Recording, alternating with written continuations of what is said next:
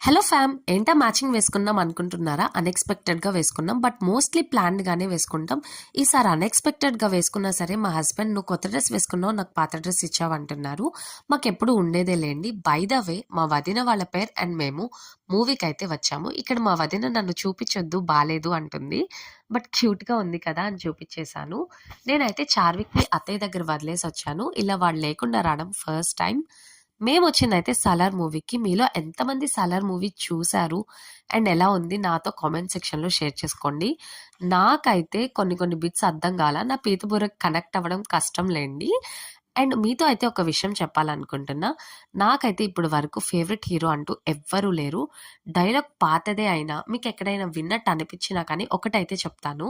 మా నాన్నే నాకు role model and my favourite hero. That's it. మేమైతే ఫుల్‌గా తినేసొచ్చాము. అయినా కానీ మూవీకొచ్చాక ఆకలేస్తది గదా! టైమ్ పాస్‌కి ఏదో ఒకటి